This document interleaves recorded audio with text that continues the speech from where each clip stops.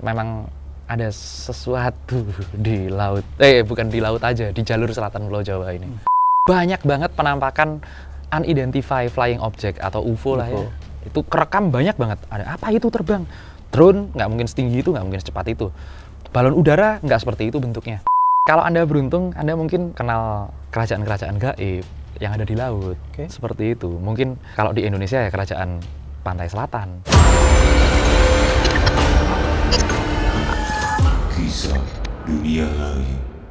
Selamat datang kembali, kawan dari dunia lain. Guys, beberapa hari ini dunia penerbangan dikejutkan oleh kabar tertidurnya pilot dan co-pilot sebuah maskapai penerbangan. Kiat mau dengar berita itu kan? Dengar banget. Buat kita atau buat semua orang yang sering traveling itu pasti dang. Pasti gitu kan? ngeri. Jangan selama ini pilot gua tidur nih. Iya. Kiat mau juga pasti sering keluar kota naik pesawat ya. Sebagai orang awam, bagaimana respon Kiat mau mendengar berita itu? Ya, sebenarnya aku dekat banget dengan dunia aviasi ya. Boleh sebenarnya. Pilot itu tidur itu sebenarnya boleh. Karena memang ada jadwalnya. Ada jadwalnya. Apalagi untuk penerbangan lintas benua segala macam. Betul. Mereka kan gantian switch tidur. Cuman memang ada kesepakatan. Mungkin kalian kalau aku salah diralat ya di komen. Ada kesepakatan kalau di kokpit itu nggak boleh ditinggal. Jadi satu orang harus ada 3 orang di kokpit. Kalau satu pergi, berarti satu yang gantiin. Dan kemudian ada beberapa keselamatan penerbangan yang requirement-nya kan ini kan karena pesawat ya. Pesawat itu paling jarang kecelakaan. Tapi begitu kecelakaan, paling jarang korban selamat. Tuh. Nah, maka dari itu banyak banget memang yang mengkhawatirkan kejadian kalau pilot dua-duanya tidur, apalagi kalau keluar jalur. Seperti itu. Ya, apalagi konteksnya ini kan tertidur. Ya kan? Tertidur nih, bukan tidur yang di jadwal gitu kan. Berarti something salah, something wrong gitu kalau bahasa Inggris ya kan. Ada sesuatu yang nggak beres gitu ya. Agak memprihatinkan sih ya, tapi pasti KNKT, Komisi Nasional Keselamatan Transportasi sedang menyelidiki kasus ini kan. Kita berharap semoga ini cepat terungkap ya. Iya. Supaya nggak kejadian lagi. Nggak gitu. kejadian Karena kita lagi. makin deg-degan kalau naik pesawat. Karena memang benar kata Kiatmo tadi bahwa sarana transportasi udara adalah sarana transportasi teraman. Teraman. Karena cek recheck Ya. terus, ya kan. Nah, yang menarik dari kasus ini adalah kabarnya ada seorang penumpang yang lihat fenomena unik, fenomena aneh, fenomena mistis di atas pantai selatan. Ya. Kenapa sih pantai selatan selalu dihubungkan dengan hal mistis? Apalagi ini dilihat dari udara. Ada apa dengan pantai selatan? Apa bedanya dengan pantai Ancol gitu misalnya? Wah, itu pantai wisata ya. Pantai wisata. Iya, kenapa? Itu deh, karena ada seorang penumpang yang di penerbangan itu ngelihat, Ya. ada yang aneh di selatan.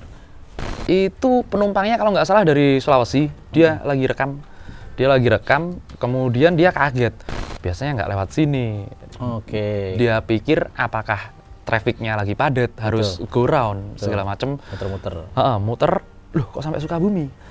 Nah, berhubungan itu kan udah mau masuk ke selatan ya? Ya. Kalau kita lihat beberapa rute penerbangan yang ada di Indonesia ini, mereka sangat menghindari daerah selatan. Mereka biasanya ke pesisir utara Jawa. Ini mungkin karena pertimbangan dari koordinat dan kemudian dari, kan kalau selatan samudra lepas ya. Dan memang setiap laut yang ada dimanapun itu berada, apalagi di selatan, banyak banget. Memang ada, kalau aku bilang ya, penguasa lautan ya. Kalau aku bilang memang penguasa lautan. Neptunus, apa ya? Kalau mitos-mitos Neptunus. mitologi Yunani gitu, Neptunus Iya. ya, penguasa lautan ya. Iya, itu ada di mitologi SpongeBob juga. Dewa Neptunus. SpongeBob itu aneh loh. Di dasar laut bisa naik perahu. Bisa gitu naik kan. perahu. TV-nya hidup gitu. Kapan-kapan Oke lah. kita bahas itu SpongeBob. Iya. Itu konspirasi banget itu. Terus habis itu ada juga lagunya kan. Bahkan itu bukan cuma di laut selatan Pulau Jawa. Ada lagunya di daerah Sumatera, Melayu. Laksmana Raja di laut bersemayam di Bukit Batu. Masa orang bersemayam di Bukit Batu? Enggak lah. Itu bukan manusia lah yang dibicarakan. Kemudian kembali lagi, ada lagi salah satu pilot jago, pilot militer, pilot jago banget. Luar negeri. Rusia lebih tepatnya di Rusia. Begitu mencoba penerbangan jalur selatan, apalagi yang ada di Sukabumi, Cianjur segala macam, terjadilah bencana penerbangan yang Sukhoi itu loh. Itu kan memang nggak tahu medan, nggak tahu, apalagi bukan penerbangan komersil kan. Ya, test flight. Test flight. Dia nyoba, ternyata memang ada sesuatu di laut, di jalur selatan Pulau Jawa ini. Bicara sesuatu, kalau kita lihat, katakanlah kita terbang di atas pantai selatan. Kalau orang awam pasti ngelihatnya cuma laut atau pantai. Kalau buat orang-orang yang tidak awam atau mungkin dia punya kesempatan untuk melihat sebuah momen spesial gitu. Ya. Apa sih yang bisa dilihat dari pantai selatan dari udara? Dari udara ya? Dari udara sebenarnya kita ambil global dulu ya. Kalau kalian lagi naik pesawat nih, kalian cek keadaan sekitar kalian. Banyak banget penampakan unidentified flying object atau UFO lah ya. Itu kerekam banyak banget. Ada apa itu terbang? Drone nggak mungkin setinggi itu, nggak mungkin secepat itu. Balon udara nggak seperti itu bentuknya. Apalagi kalau kita lihat dengan mata yang lain. Ini ada satu tips, kalau kalian sedang terbang, kalau standar penerbangan Indonesia itu 35.000 feet. 35.000 feet, kalian coba nanti masuk ke state meditasi, kalian bakal bisa ngelihat warna jelas. Kita merem, tapi kita benar-benar jelas ngelihat warna yang berganti-ganti. Apalagi kalau buat orang-orang yang mempunyai kelebihan khusus.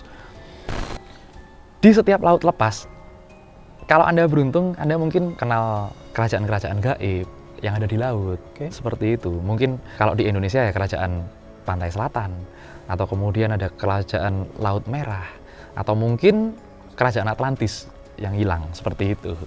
Kalau misalnya nih terbanglah go around gitu, sesuatu terjadi gitu, dalam bahasa pergaulannya, apa yang terjadi apabila kita nyasar di pantai selatan? Nyasar gitu di atas pantai selatan, bingung nih pilot, bingung. Mungkin nggak terjadi hal itu? Mungkin terjadi, karena ada beberapa tempat yang memang mengandung sesuatu ya. Aku bilang sesuatu ini global, bukan cuma hal gaib doang. Yang bisa mengakibatkan kita kehilangan persepsi. Kehilangan orientasi? Iya. Kita lagi ada di mana gitu ya? Betul, nanti horizonnya ganti. Iya. Apalagi kalau peralatan elektronik kacau. Ngejam gitu ya? Nah, itu bahaya. Mungkin kalau penerbangan sekarang udah sangat canggih sekali. Tapi di era-era dulu, di mana penerbangannya banyak banget yang manual, itu kan pasti bikin bingung orang. Dan memang fenomena-fenomena itu sebenarnya terjadi karena beberapa hal. Yang pertama adalah terjadi karena gelombang elektromagnetis. Entah itu dari mana ya, nanti kita bakalan bahas lagi. Ada juga yang ditimbulkan karena kita masuk ke dalam ranahnya makhluk-makhluk itu. Dimensi lain? Dimensi lain. Seperti itu. Ini agak-agak serius nih, agak-agak membuat penasaran. Ya. Mungkin Kak Atmo pernah baca berita bahwa ada sebuah penerbangan yang hilang, gitu. Kemudian tiba-tiba muncul, tapi periodenya sudah berbeda. Oh iya. Iya kan? Pernah itu nggak? Ternyata itu pesawat tua gitu. Iya. Pernah dengar itu kan, pesawat yang hilang gitu kan? Pernah. Itu penjelasan menurut Kak Atmo yang tadi apa? Lintas dimensi tadi atau gimana? Lintas dimensi itu bahkan ini salah satu legenda di Amerika ya. Lupa aku nomor penerbangannya. Pokoknya pas waktu itu ada pesawat lagi approach, lapor ke menara. Hah? Penerbangan ini nggak dikenal. Terus kemudian ya udah landing. Begitu dia landing, seret, udah datang kan, biasa prosedur. Ya karena tidak dikenal tadi kan. Nah, makanya lupa datang. Pemadam kebakaran, mungkin pengamanan segala macam datang ke pesawatnya. Loh, pesawatnya seperti ini. Ini registrasi pesawat ini udah ada sekitar 10-20 tahun. Tapi ini bisa nyata ya? Ini kisah, sebuah kisah. Kita boleh ragukan kebenarannya, tapi ini kisah yang sangat populer sekali di Amerika.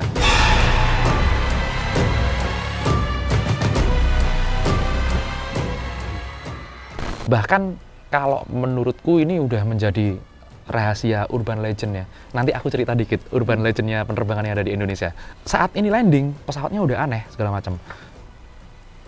Pilotnya kelihatan kan dari darat, kelihatan pilotnya. Turun cepetan, udah open. Ini kita di mana? Kok seperti ini? Pilotnya bilang seperti itu. Kok seperti ini? Kita ini di mana? Bener bandara ini. Betul, udah cepetan, lapor, turun sekali. Ini hari apa? Tanya pilotnya. Ini hari apa? Jam berapa? Tahun berapa? Begitu dikasih tahu, kaget pilotnya. Karena dia bukan di masa itu ya? Bukan di masa itu. Yang terjadi adalah saat pilotnya kaget dan segala macam, pilotnya menolak turun, pesawat dinaikin lagi dan nggak pernah ketemu sampai sekarang.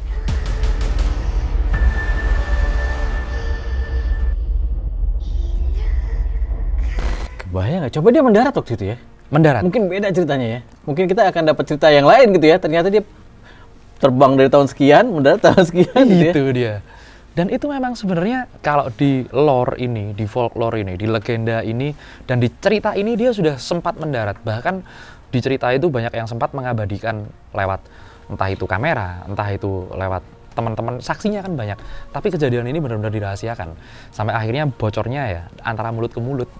Rahasia umum. Rahasia umum. Semua orang merasa itu rahasia, tapi publik tahu. Betul. Oke, tapi ini tadi kan basicnya adalah cerita. Ya kan, bagaimana kita percaya atau tidak ya mungkin kita bisa lihat beberapa literasi ke belakang ya. Tapi ada yang sesuatu yang nyata, ini pasti semua orang dengar dan seluruh dunia ini tahu ini adalah berita duka yang luar biasa. Kejadian pesawat hilang yang sampai sekarang belum ditemukan. Ya. Malaysia Airlines MH370. Nah, itu menurut Kiatmo gimana? Apakah melintasi dimensi yang berbeda juga atau dia terbang di atas wilayah yang tadi korelasinya memiliki medan yang berbeda, punya sesuatu yang lain. Ya. MH370 ini sangat misterius sekali. Kalaupun dia digiring ke suatu tempat, ini kita bicara sedikit teori konspirasi ya. Kalaupun dia disandera digiring ke suatu tempat, lah terus ini buat apa? Enggak ada permintaan, enggak ada tuntutan, enggak ada apa-apa. Hilang kan? Bener-bener. Harusnya kalau disandera, harusnya ada tuntutan. Aksi terorisme. Dengan keamanan seperti ini, aksi terorisme sangat susah. Dan kemudian pasti mereka, pelaku-pelakunya, mengirimkan pesan. Tapi ini sama sekali tidak ada pesan yang dikirimkan. Kemudian, kalaupun ada dihantam roket katanya, dihantam roket dari bawah. Pasti ada puingnya? Pasti ada puingnya. Dan meskipun itu ada di laut lepas, segala macam, kan ada sonar ya namanya ya. Pencariannya udah bukan kaleng-kaleng kan, pas waktu itu. Satu-satunya kemungkinan yang dengan keadaan seperti ini, nggak ketemu sama sekali, ya masuk ke suatu tempat yang bukan di dunia kita. Saya sering lihat ini traffic penerbangan ya. Ya. Itu kan kusut tuh, wah di langit gitu kan. Ya. Kalau tadi Kiatmo bilang mungkin MH70 masuk ke zona yang bukan wilayah kita. Dilihat dari padatnya lalu lintas penerbangan kan mungkin tidak hanya itu, tidak hanya pesawat itu yang pernah lewat di situ, tapi banyaklah pesawat yang lewat situ. Betul. Pertanyaannya adalah apa yang terjadi dengan MH370? Kenapa dia yang mengalami?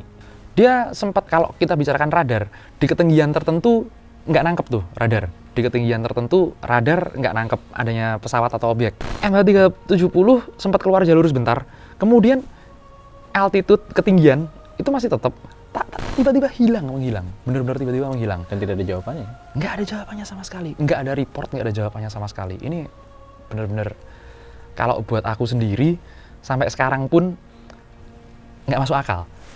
Banyak orang yang mengklaim secara, waduh, paranormal lah, anggaplah paranormal lah. Mereka mengklaim ini di sini, tapi ya siapa yang bisa buktiin? Kan seperti itu. Buktinya setelah sekian tahun nggak ada kabar. Nggak ada kabar juga. Seperti itu. Ki sebagai orang yang mengerti, yang paham metafisika ya, paranormal lah kita sebut. Bagaimana nasib orang-orang yang terjebak di dimensi lain? Oke, orang-orang yang terjebak di dimensi lain itu kita bisa jelaskan sedikit dengan metafisika ya. Ini mereka mengalami yang namanya dilatasi waktu. Dilatasi waktu. Dilatasi waktu. Ini adalah perbedaan waktu yang sangat signifikan. Ini bisa dibuktikan dengan sains. Saat orang yang ada di bumi, saudara kembar nih percobaannya. Saudara kembar, satunya di bumi, satunya dikirimkan ke roket.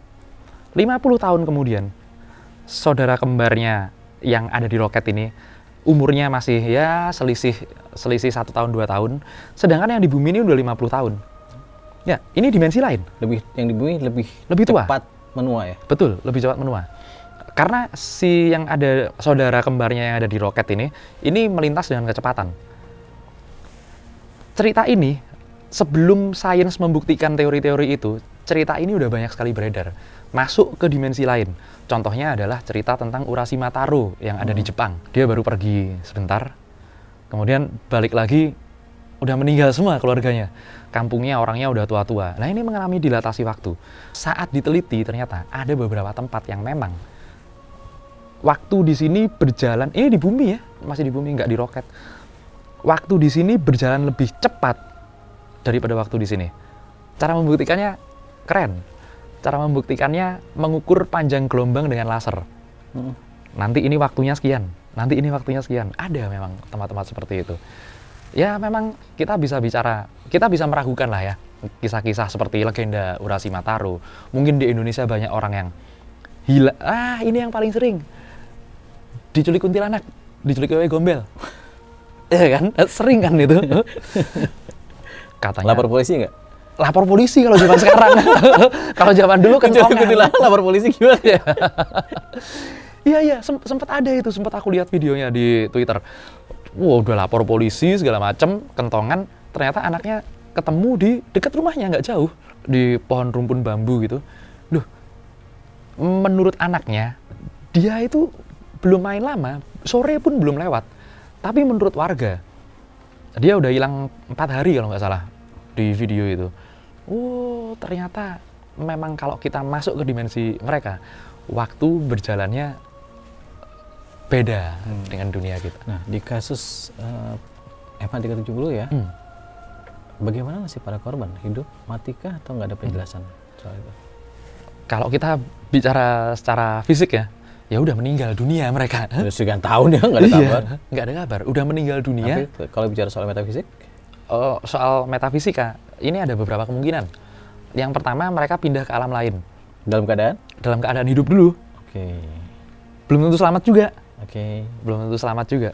Atau mereka pindah satu pesawat itu pindah dan kemudian memulai hidup di dunia yang baru. Seperti itu. Ada itu di channel kita juga. Ada orang yang cerita kalau temennya hidup di kota-kota gaib. Seperti itu. Oh ya. Apakah orang-orang yang terjebak di dimensi yang berbeda itu bisa mengirim pesan ke orang-orang yang ada di dimensi kita? Kalau untuk hal itu ya, dulu pernah ada buku yang heboh banget tuh. Tulisan Muhammad Isa Daud. Judulnya Dialog dengan Jin.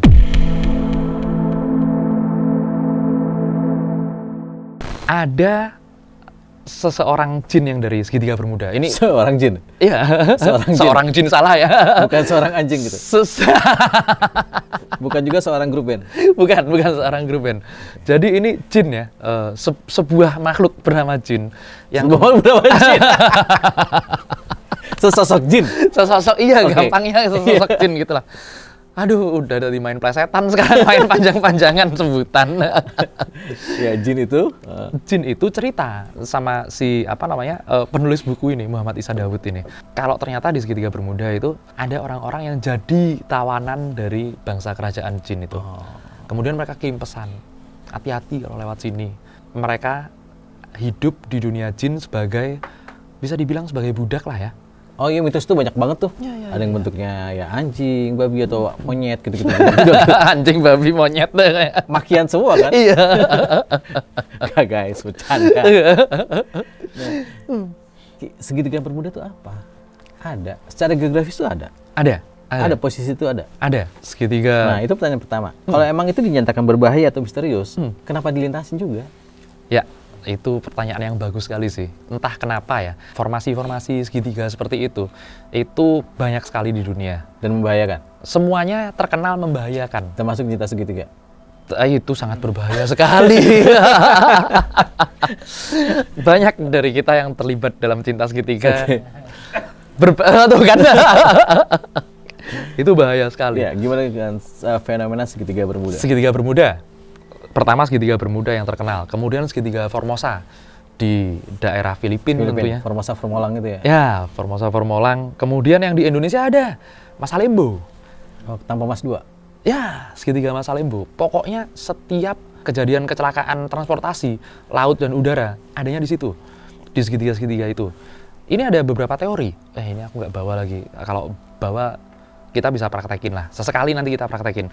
Ada satu teori. Kalau di segitiga Bermuda itu mengandung gas metana. Kemudian saat orang melintasi itu, nanti kena uapnya. Oke. Kena uap gas metana. Dan kemudian ada radiasinya lah. Nggak tahu aku kenapa bisa disebut radiasi.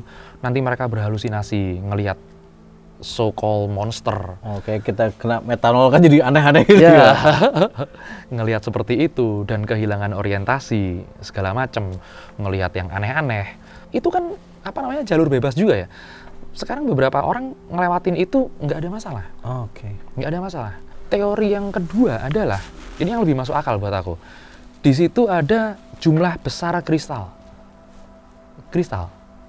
Kristal quartz ini mengandung energi yang sangat tinggi. Ini benar-benar bisa mengacaukan medan magnet, termasuk kompas, dan kemudian elektronik, dan kemudian sebenarnya kalau aku punya sih kristalnya. Nanti kapan-kapan kita bisa praktekin. Kalau Di itu depan ada tapi mindahinnya susah. mindahinnya susah ya. Gede kristalnya itu.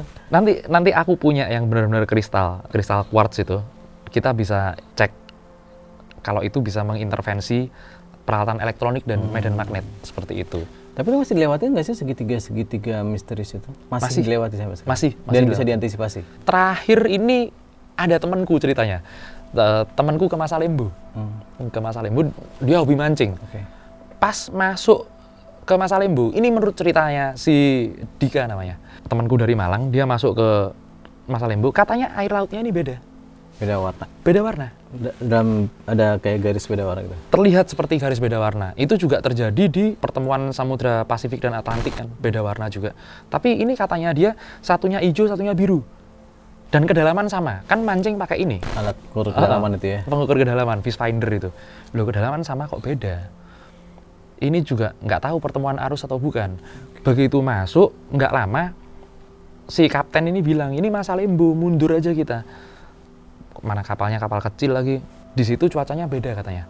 Ada sekumpulan awan yang kemudian seperti awan badai gitu.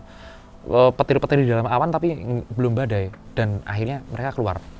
Ada keanehan memang di situ. Terjawab nggak sih pertanyaan-pertanyaan seperti itu? Kenapa begitu? Gitu? Ya, terjawab sebenarnya. Sebenarnya pertanyaan-pertanyaan tentang apa yang terjadi di segitiga Bermuda, di segitiga Formosa, segitiga Masa Lembu, ini yang bisa menjawabnya cuman arwah-arwah orang yang udah ada meninggal di situ. Banyak nomornya, salah satunya nggak? Ah ya kan, kita telepon sekarang. Tanpa sepengetahuan host, kita hadirkan arwah penasaran. Tapi aku setuju bahwa memang segitiga itu membahayakan. Nah sekarang dari dunia penerbangan ya, dari aviasi, apa antisipasi mereka? Ya mungkin katakanlah kita tidak bicara teknis ya. Apa sih antisipasi mereka untuk mengurangi ya bahaya-bahaya, mitos-mitos bahaya di segitiga itu? Apa mereka menghindari atau mungkin ada, mohon maaf nih, ada ritual apa atau ada pelatihan khusus kalau lewat sana harus bagaimana gitu? Ada pelatihan ketat ya. Aku sering dulu nganterin pramugari latihan. Nah, iya. ke kosan ngantrinya? Enggak. Dari kosan jemput? Enggak juga. Ada lah ceritanya. Ada lah ceritanya. Oke. Iya. Jadi antisipasinya mereka adalah mereka nggak ngelewatin jalur itu sendiri. Sekarang mereka menghindari. Sangat menghindari. Tapi untuk ritual, jangan salah. Ini tadi aku mau cerita. Iya, yang kejadian aviasi di Indonesia ya? Nah, itu gimana?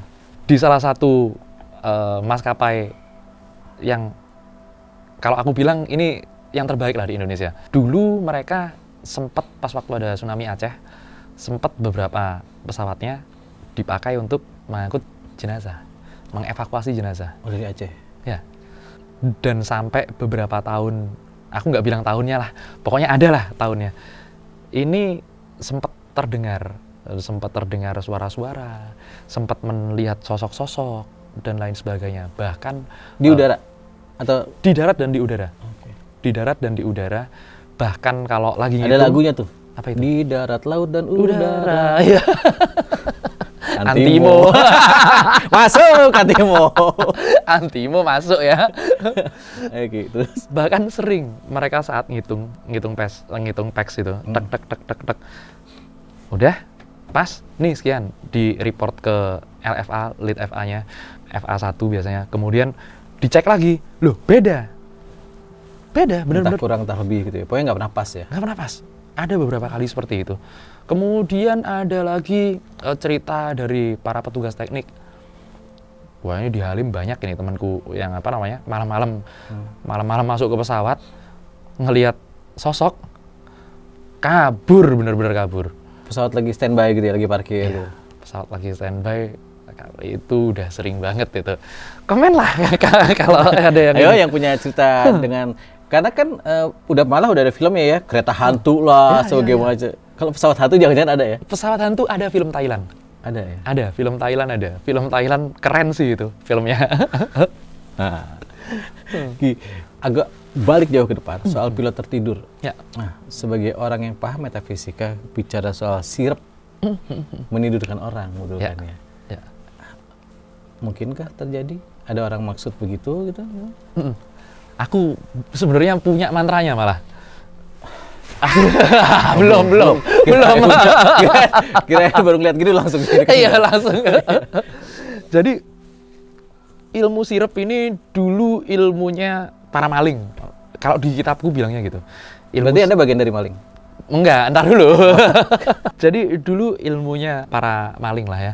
Ilmunya para maling biar apa? Tapi ini malingnya kalau aku bilang lebih budiman daripada begalnya. Kayak bis Jakarta Pangandaran. Apa itu? Budiman. Budiman, Iya. ya. Kira. Nggak pernah ke sana aku soalnya naik bis. Nah, mereka lebih baik kalau aku bilang karena biar tidur yang punya rumah. Oh, daripada terjadi perlawanan ya kan? Daripada.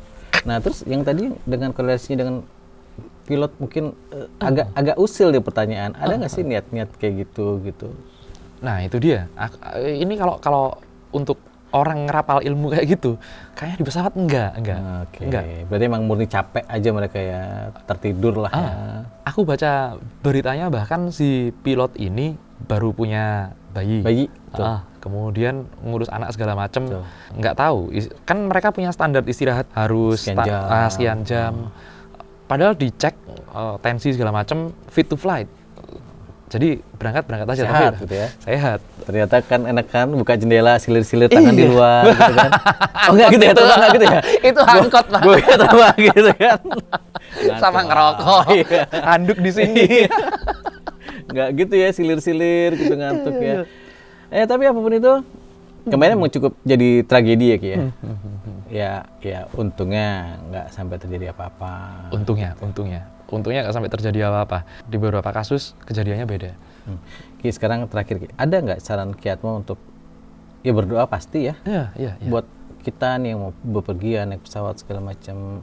Kalau dari Ki Atmo ada nggak yang harus katakanlah lihat Ki Atmo sendiri deh, ada nggak ritual tersendiri kalau aku mau terbang nih ke sini, ada nggak yang Ki Atmo lakukan? Ada, pasti ada. Saat beberapa kali kita mau melakukan perjalanan, itu nanti ada di hati kita yang bilang, ayo berangkat aja, atau nggak usah Pernah berangkat. kejadian kayak gitu nggak? Pernah kejadian. Ini tapi kejadiannya travel. Di darat berarti ya? Di darat, kejadiannya di travel di darat. Itu travel yang harusnya aku naik dari Bawen, Merak Mati. Ya, dari Merak Mati. Harusnya aku naik yang itu. Cuman nggak tahu kenapa aku datangnya telat. Karena emang nggak enak perasaan. Aku datangnya telat, terus habis itu dialihin ke travel yang berikutnya. Nggak selisih lama padahal.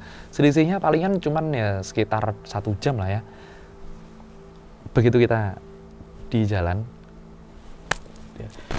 Mengingatkan kita pada film Final Destination, ingat nggak? Nah, Yang iya. ribut-ribut di airport, yang rombongan besar. Ya, kejadian.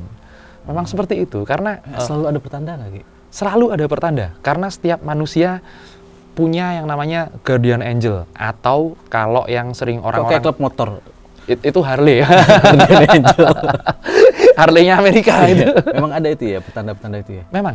Tapi masalahnya tidak semua orang bisa membaca pertanda. Betul.